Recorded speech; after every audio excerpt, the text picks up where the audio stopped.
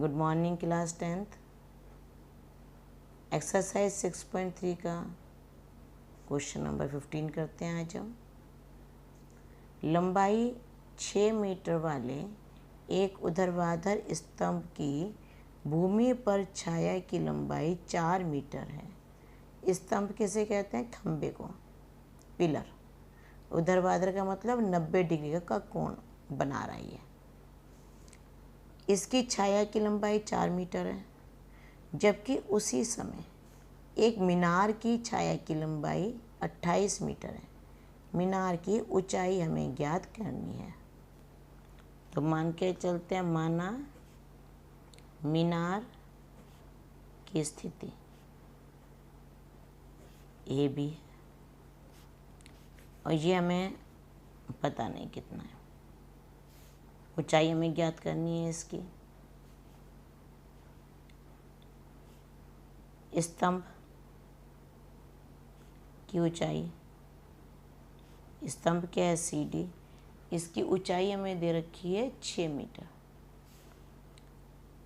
मीनार की छाया की लंबाई ये हो गई बी ई, ये हमें दे रखी है 28 मीटर। स्तंभ की छाया की लंबाई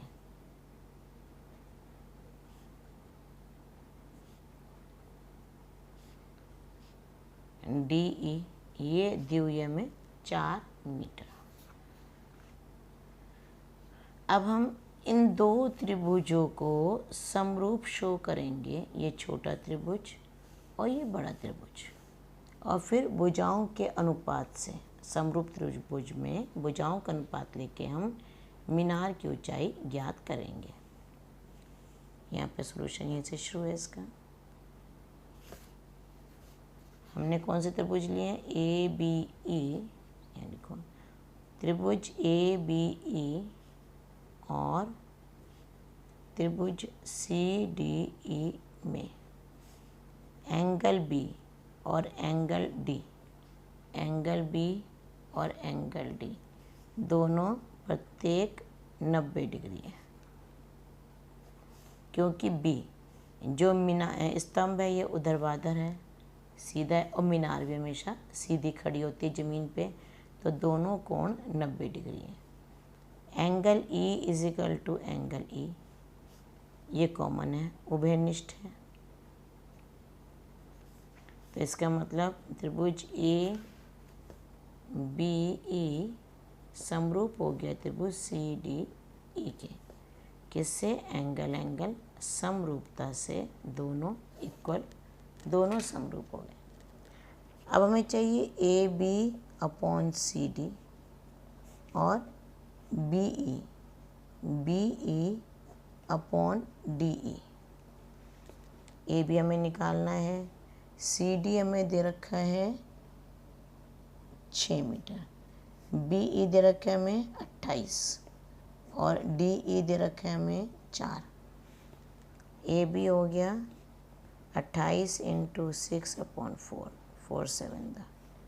ए बी हो गया 42। मतलब ए बी तो हमने माना था, हमें यहाँ पे लिखना है मीनार की ऊंचाई इज इक्वल टू 42 मीटर। ये मीनार की ऊंचाई है, ये चीज़ ध्यान रखोगे। अच्छा, ये चित्र हमने ऐसे क्यों बनाया वो भी समझो। इसमें क्या है कि छाया बन रही है। छाया कब बनती है? जब सन होता है ऊपर, उस केस में छाया बनती है। यहाँ पे ये हमारा सन है, सन की जो रेज पड़ रही हैं, ये मीनार है, मीनार की छाया ये बन गई पूरी।